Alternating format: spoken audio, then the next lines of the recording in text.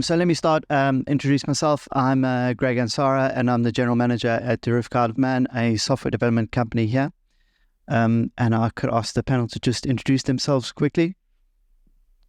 Hi everyone, my name is Hugo van Zyl. I'm the CTO at Max Telecom. Jay Zorab, Amber Gaiman. Peter Reed, I'm the chair of the Skills Board. Right, thank you very much, guys.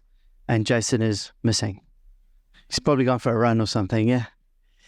Anyway, we're here to talk about skills, and obviously skills are, certainly in my organization, is a major constraint, and we spend a lot of time and money and effort looking for skills and developing skills internally, and obviously looking externally. With the changing and evolving, there he is. You're late, so we're going to embarrass you now. So 1 minute. It's 1 minute to go on my watch, so I had a bit of time. And we want one short of a microphone, so we'll just share. Yeah. So I was just saying that that skills are obviously in huge demand, and it's an ever-changing world, certainly with the technology that's evolving. So I think let's just start off by asking, maybe if I can ask you, Jade, what do you think the skills are that we need and we need to encourage on the island, and certainly develop on the island with our young people for our industries, which is obviously technology, and it's obviously changing quite a lot. Yeah, so I'm going to answer that with a slightly different hat on. Yeah. I think we covered off some of the skills in the panel before, particularly around compliance, but I think I'm a trustee of a charity called Love Tech. I know Adam and Lisa spoke in a room downstairs just before on some of the work that we do. But we were founded essentially to ensure that we could inspire and empower young girls to become involved in STEM fields. And I think that is just so important. When we look at some of the video footage that Jason played this morning, and when we look at the youth, I think what we have to do is have real investment into education that is so important. What we see typically is a real underrepresentation of girls in lots of fields. So I know Manx Telecom covered it before, just some of the challenges they see, which are legacy challenges of having females in certain roles. I know you're going to talk about that probably soon, Hugo, as well. But I think that we have a real responsibility to ensure that we are empowering our youth to understand what those opportunities are, that they exist, that they are available to everybody, and then to spell out the recipe on actually, well, how can I get there?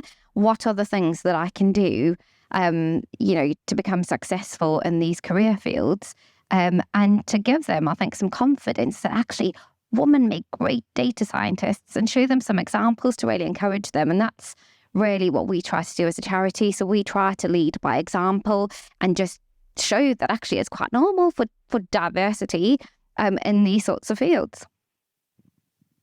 Yeah, Jason, obviously with AI coming onto the forefront in the last year or so, you talked earlier about how data scientists are changing to prompt engineers.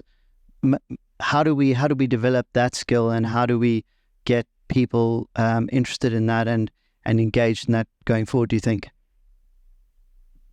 Thank you. The diversity is the key to it, as that the science is about making experiments and failing. So that attitude is an attitudinal issue as opposed to a functional issue. So functional requirements like filing a tax return, doing the mundane job to job, follow the process, follow the steps is under threat. And the only way that you can be then competitive is to have the contrary view. Radical Candor. Anybody's read that book? So how do you challenge the norm? Well, if everyone's following the rules and following process, then there's nobody there with diverse perspectives.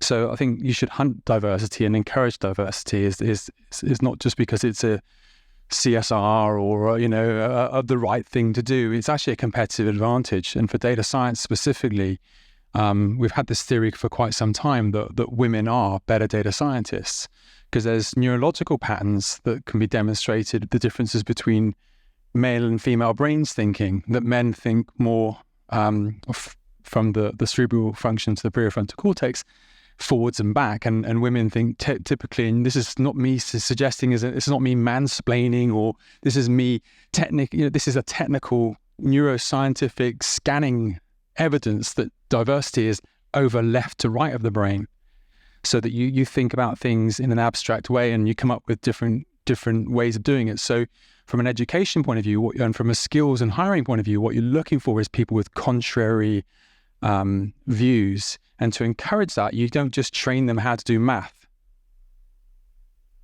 You train them and skill them, and you want to look for people who think outside the box, who are creative, who are critical thinking. They're not thinking, following everyone, this is the answer I think you want me to give you. They're thinking, what's the risk there? What's the blind spot? How do I handle that? And that skill on the island needs to be embraced and encouraged as actively as possible. So it's not the answer I was looking for, but... Well, I'll steal the microphone back from you while I can, yeah? Peter, can you tell us a little bit about the skills board and what it actually is doing and how it might speak to some of these things that Jason just mentioned? Yeah, sure. So I've been sort of asked to go onto the skills board as an independent chair because it's partly been formed by government and the chamber to actually try and understand what the skills need are on the island, and also to create a one-stop shop where you can find information about skills, where you can get a deeper understanding of the skills that we need, and also look at what sort of strategy are we driving to do the sort of things that you're talking about. And it's quite interesting actually because we're just in that forming stage. I've only been there a couple of months, and we're just about to pull out a strategy and walk around the agencies and then start to walk around businesses to say, does this do what you need to do in skills?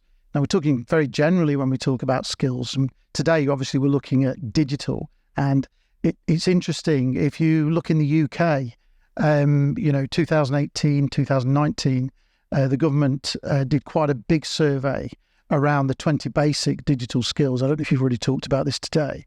And something like 71% of the workforce didn't have those basic skills. That was accelerated slightly through COVID. So, 2023, we've now got to about 59%. So, wow, that's a great improvement, isn't it? But yeah, that's a big deal. So just on a basic level, we've got a lot to do if we were representative of that sort of number here to actually just catch up, because technology is moving too fast for us to actually be keeping up with it at the moment. There's lots of skills that certainly are in demand in the organisation I'm in. How would all of us go about influencing the skills board to provide skills that are required in our businesses that we can actually use? Yeah. So we'll be reaching out to businesses through forums once we've got the strategy out. So that'll be after the new year, and that's where we'll be looking for participation. Firstly, from the agencies, because they all have strategies around skills. The digital board have got some great strategies around skills. But we'll be reaching out as well and actually starting to try and understand that much better. So that's the time that we really need you to start to feed into that, because the only people that really know about all the skills that we need now in the short term are you guys. If we look longer term, that's a little bit harder, 2.5 years. And it's interesting when you're talking to people like at the UCM and you say, well, can we put some courses on for 3 years' time? They go, great, yeah. What do you want us to do them in? Well, we're not really sure, actually. And we've got to be able to actually have a plan to say, how do you get that understanding and how do we materialise that into actual courses and school education? So that's the first part of the engagement. Yeah. Hugh, maybe I can ask you, do you think that the organisation that you're in is clear on the skills that are required now and in the future? I think so, actually, and it's a bold statement to make that, but I'll explain why that is. So if you look at what you just mentioned now about UCM's challenge perhaps on not knowing what courses to provide, there is a strong view that there are foundational things that we need. So the basic STEM items that you mentioned before, those are critical, but it also links back to what Jason said. What we need then after that actually is people to be adaptable as they can to actually pick up new skills, pick up new, just understand what the new things are that are on the way, so we can then apply those resources in the right way. I was at a Singularity University conference many years ago, and it's something that really stuck with me. Is they spoke about we're moving away from just in case education, where we have a spread of everything, to just in time kind of education. So how do we get people to be as adaptable as they can to quickly pick up? One practical example I'll give, and the easiest way to explain it is through something like the fiber program that we currently are rolling out. So if you think about that, it's not only digital skills that we need there. We have physical skills, and people who have to get on with the trenching and connecting the fibers, right up through to the systems that actually enable that.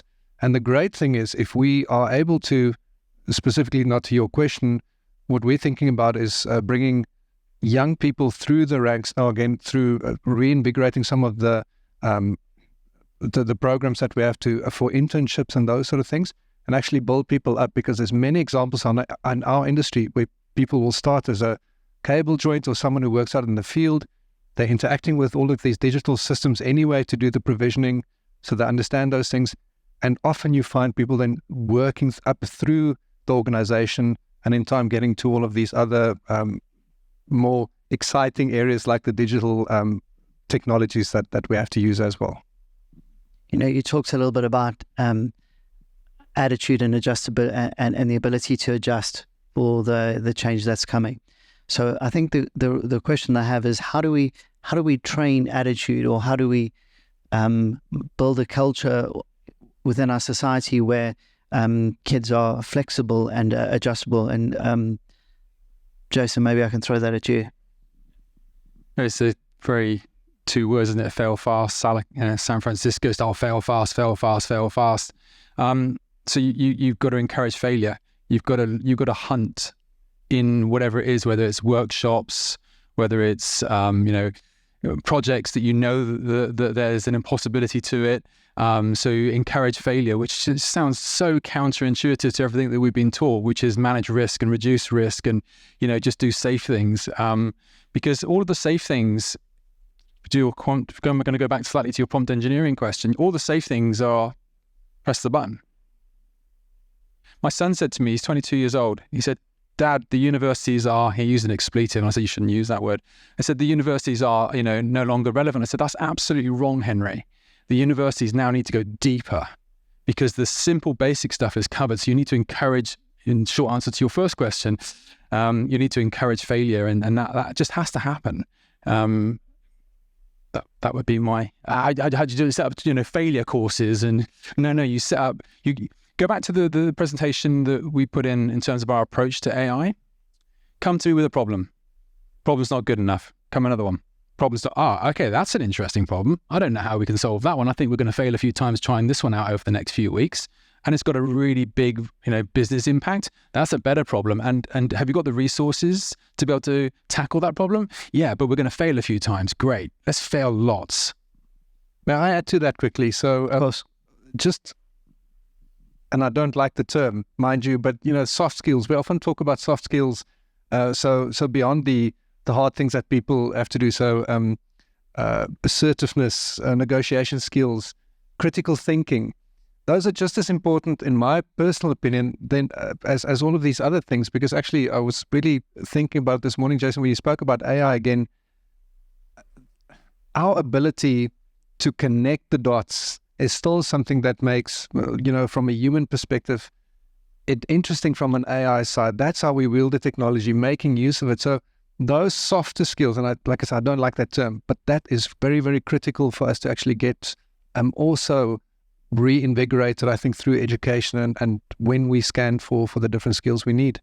Yeah, I think some of the challenge on that too is, and I totally agree with Jason, the problem statement has to be there. But I think if we want people to be skilled and to want to learn and grow, which is hard, it's not simple to solve problems, it's really difficult, and it's nice to just live an easy life. I think people have to believe in what they're doing. Simon Sinek has done loads of TED Talks, he's written books, which I'm sure you've all read, called Start With Why. And I think if we can put out those problem statements that really help people to understand, and we do this a lot with Love Tech, the youth, right? So why is this really important? And actually, I think there will be messages that resonate with certain, with different people. And I think those who we see become successful or highly skilled in certain areas are people who genuinely believe in solving problems. And we've seen, particularly with ESG, I've seen tons of my peer group just move into totally different universes because there is something to do with a different sector or with sustainability or, whatever it may be that they are so passionate about. And I think that's when you just see incredible results. So I think we all have a responsibility to make, damn sure that the people that we're talking to and the businesses that we're leading just understand why they're doing the things that they're doing. Can I just jump onto that? Because I completely agree with that. I think the other part of this that we've talked about a couple of times is culture. So, it's all very well having a great strategy around your skills and a great way to deliver it. But if you don't address the culture where you've actually got a population of people that want to learn about digital, that are open to the sort of things that we've talked about, and actually in diverse ways as well, then it's not going to land. So that is so critical as part of that three-part, delivery system.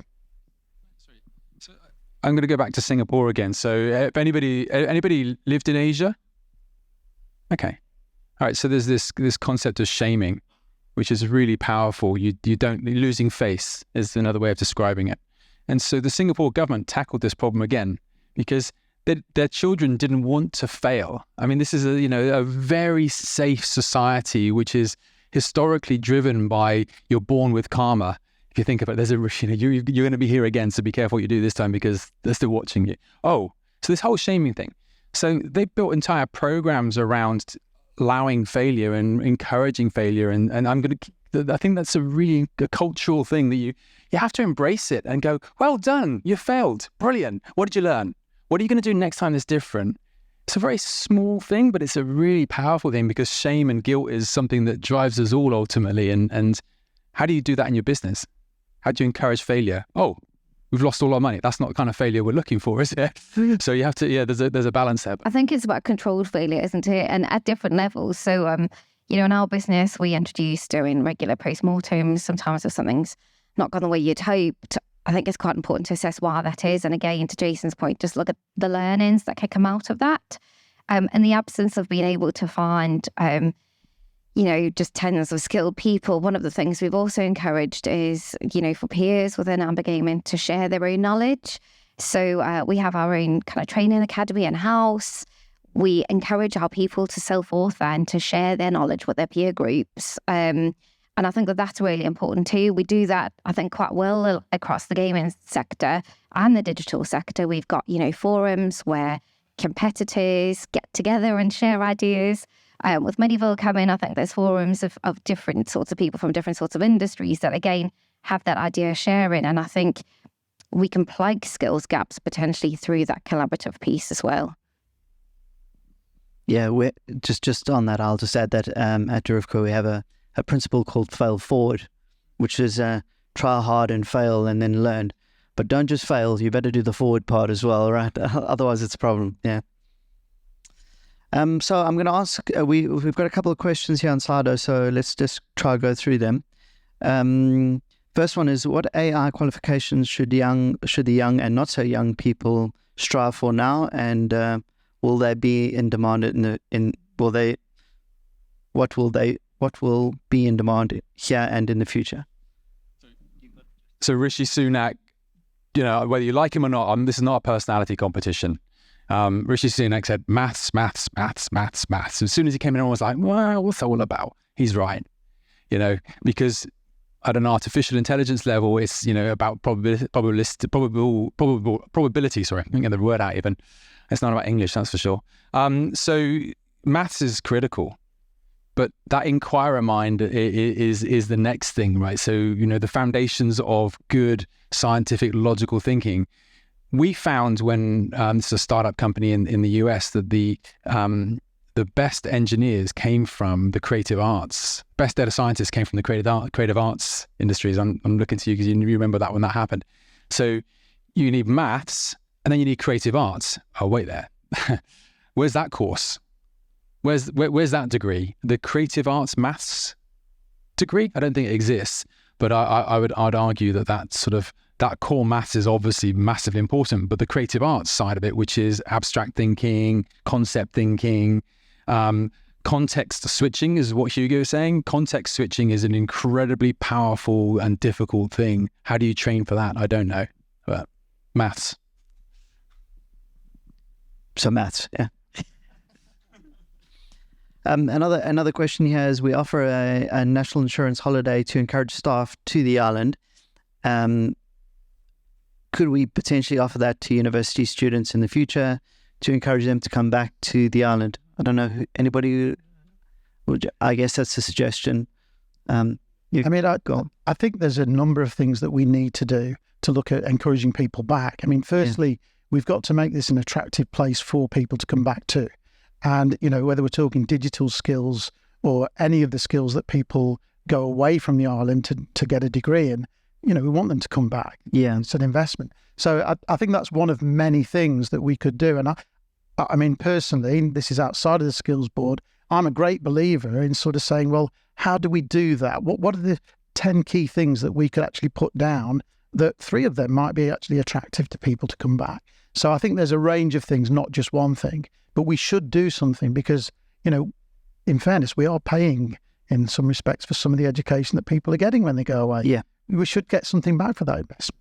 Sorry, I don't want to hog, but San Francisco gets all the major capital and the VCs in the world for one reason, because it's there. Why do they get all the talent? Because it's there. So the Isle of Man has the same opportunity. You've got to create something for all the best talent in the world. You've got to say you're the best, because if I'm a footballer and I turn up and half the people in my locker room haven't got football boots and they haven't got shin pads, I'm not going to come back again, because I want to play with the best. So I think that's not arrogance.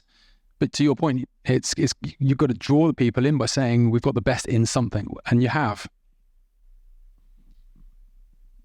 Yeah, Jason, you talked a little bit earlier about Singapore and their AI strategy, and that their education is starting there at primary school. So how do we go about doing that and changing the syllabus, I guess, to include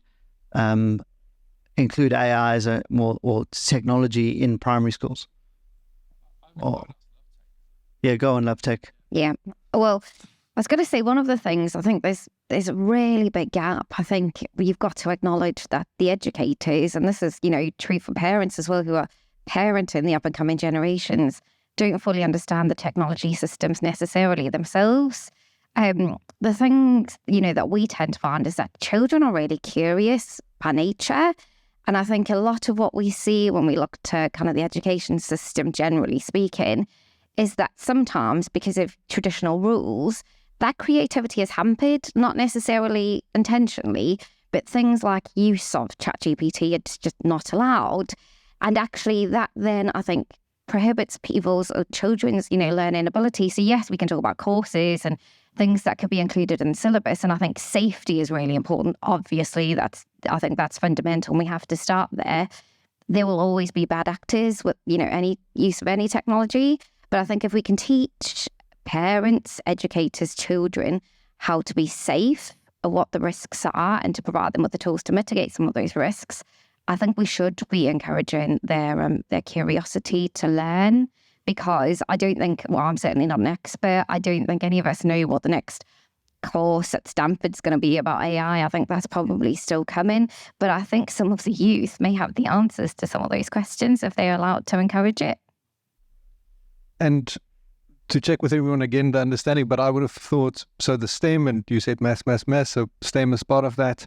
I think you're right, that ability for the students to engage with the new technologies, but then I think not only do it transactionally, but also then understand how to use that in a creative way to produce something is a big thing that we need to push. Otherwise, what's the point? I was very surprised earlier when I saw your gym buddy saying that ChatGPT was banned at schools. Can I ask the audience, can we raise your hand if you think that's a good idea? Or you think it's a good idea? Okay, no, nobody. One person. Yeah. Anyway, I'm not educated, just for the record, but I don't think. Yeah, I think we've got amazing sectors on the Isle of Man. So we've got an amazing satellite sector here. I don't know how many of you know that? Amazing one. A satellite space. Oh, yes. Yeah. So that's amazing. And I think a lot of, the men and women who have been very successful there have all had, formal maths training. Those are the sorts of things that they've studied to STEM again. For those of you who have been to Florida and been to the Kennedy Space Center, I met an astronaut and I literally turned into a 12-year-old girl. It was great. And he said to the audience, maths. He said to all the kids, what you want to do is maths. And I think that's so relatable, I think, across any of these specialist niche sectors. To Jason's point, that's kind of key. But I think it's outcomes-based, having that curious mind, having that thinking, and just encouraging that and showing them, again, what the career prospect is. So I think we talk about AI, etc. Okay, cool. Like if I'm an expert in that, what do I turn out to be in the end? How do I use that to be better at? I studied law. Like, would that make me a far better lawyer if I could use ChatGPT to make me more efficient? Absolutely. I don't think you're going to be necessarily just, somebody that's CEO of AI.com or whatever. It's actually, how do we use this? What can we show the next generation that they could become? An astronaut's pretty cool. I'm sure there's other careers too. Yeah, there are a few. So we have 45 seconds left. Peter, any final words? I was just going to jump on that one again, because to me, you've got to have somewhere where you can go to find this stuff out. It's not all about education and, doing it at school or at the UCM. So, that's where we need a hub. And, what I intend to do is to get a skills hub where we can put all this information as that one-stop shop. Yeah. Because, it starts with, where do I go to find out to be a satellite expert? What do I need to do? So I think that's really key to that. Yeah. Jade, any final thoughts? Just that we all have a responsibility. So I think as employers, to demonstrate the opportunities, I think are important, and to continue to train and learn. So I think it's a problem that we all have to solve together. Yep. Hugo? My final thought, and as someone who's only been here for 2 years, I think we spoke about bringing people back to the island. I think we also have an opportunity to retain the young people who's on the island if we do some of this stuff right. So we can actually self-fuel what's currently happening, which is very exciting. Yeah, and my final thought is that I know this is a challenge, and I think that we struggled through it for some time, but actually we need to congratulate ourselves, because we do have lots of talent here. We do have good people, and we should give ourselves a little pat on the back to say, well done. And, we've all got successful companies, so we must be doing something right? I won't bang the AI biosphere nation anymore. The drum's been banged. I'm going to say one thing. Invite the kids to break your business. Invite them into your business through Love Tech or whoever you do, but invite them in. Let them use their curious minds, because they don't have much of a prefrontal cortex, to break your business. That would be, I think, solving two things. Great. Thank you very much, guys. And thank you, audience.